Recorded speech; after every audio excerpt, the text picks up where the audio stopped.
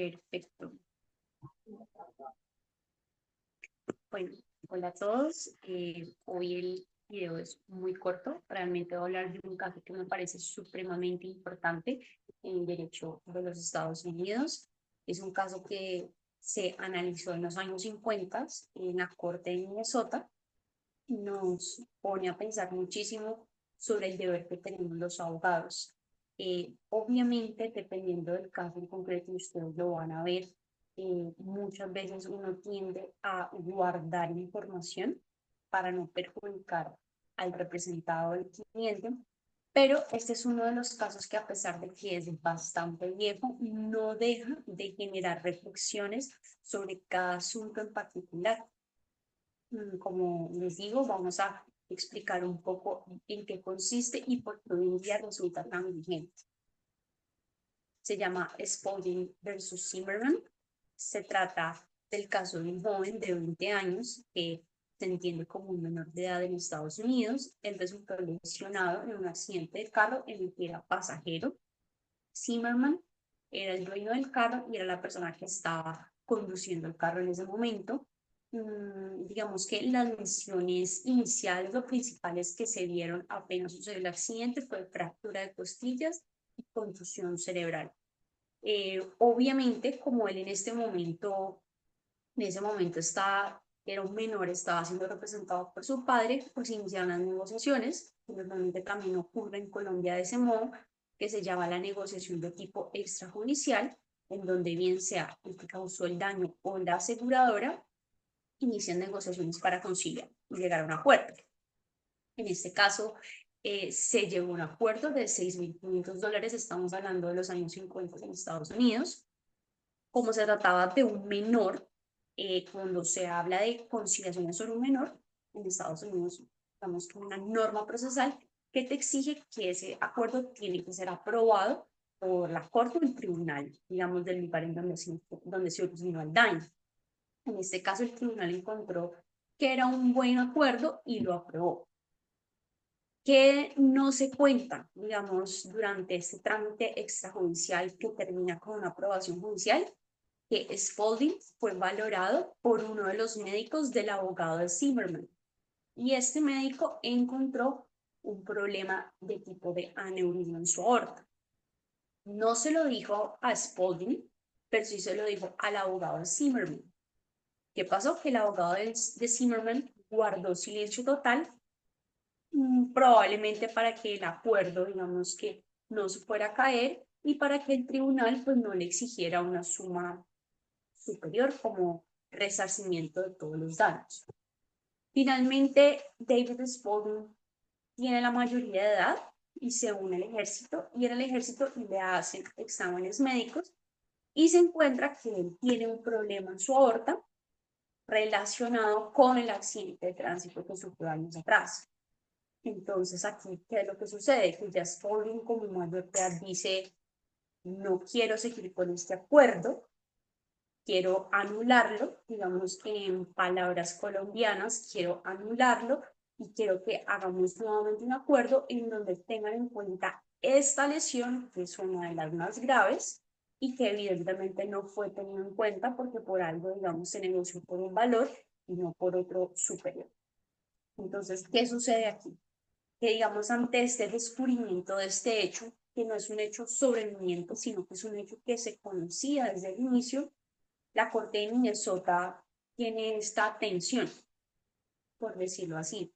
Y es que, en principio, el abogado de Zimmerman no actuó desleal, porque igual él no tenía en una fase extrajudicial, oiga, bien extrajudicial, no judicial, ¿no? En una fase de conciliación, él no tenía el deber de informar sobre digamos, todas las cartas que tenía a su favor. Pero ¿qué pasa? Que por tratarse de un menor, su deber, digamos, que no se ceñía solamente a un tema legal, sino que debía lograr que el tribunal que le estaba aprobando su acuerdo, pues no fallara o no aprobara, digamos, que a ciegas. Una cosa es que fuera una persona mayor de edad en donde no se tuviera que someter a un tribunal. Aquí el error fue que, a pesar de que no hubo una violación legal, sí hubo un acto antiético porque él necesitaba la aprobación del tribunal para poder llegar a la conclusión. Y efectivamente, ¿qué es lo que hizo? Ocultar, guardar silencio porque sabía que si sometía esta información al tribunal, lo más probable es que el acuerdo fuera reformado por una superior, por lo que había una lesión más importante que indemnizar.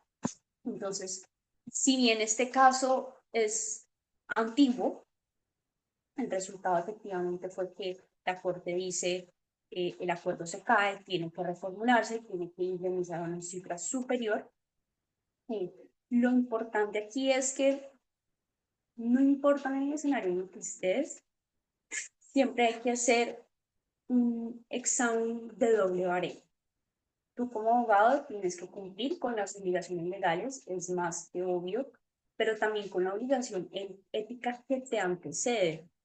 ¿Por qué? Porque aquí a nadie lo inculparon en un delito, aquí digamos que no hubo una mayor consecuencia distinta a una reparación económica mayor. Pero el punto es que este acto antiético te pudo haber evitado eso. O sea, aquí digamos que no una violación legal y no una sanción como tal, pero sí hubo un efecto puntual en decir, como no actuaste de manera ética, yo no te puedo sancionar, pero sí te puedo obligar a volver a hacer las cosas. Y esto puede resultar supremamente obvio, pero en la práctica y sobre todo en Colombia sí que no lo es. Los abogados, digamos que en buena razón, por eso las personas que no son abogadas tienden a tener desconfianza inclusive en su propio abogado, porque uno no puede separar realmente el ejercicio profesional de la ética. Distinto es que exista una obligación legal, tú ocultes la información, pero porque hay un derecho de mayor importancia que se antepone a esa situación.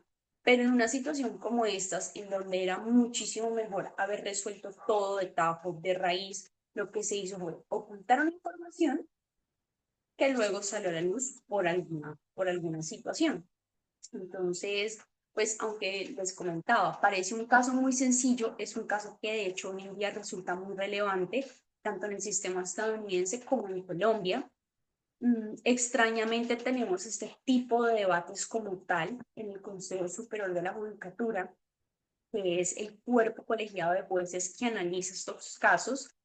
Casi siempre nosotros vemos por medios de comunicación que los análisis los dan los jueces penales ya para determinar si hay la comisión de un delito o no por parte del abogado, pero pienso yo como abogada, digamos, litigante en Colombia, es que esto no debería llegar al tema penal, sino que debería ser analizado previamente por la autoridad disciplinaria de los abogados. Y bueno, pues este caso me parece que tiene como muchísima tela para cortar. Hay unos deberes específicos en Estados Unidos, son como el candor, que es la franqueza con que el abogado, digamos que atiende a las partes y se dirige al tribunal. Y esta es, digamos que una regla que es la regla 3.3 de las reglas de conducta de Estados Unidos y me parece que en Colombia deberían incorporarse, porque una cosa es hacer una defensa sustancial, pero para tú tener una defensa sustancial no tienes que mentir.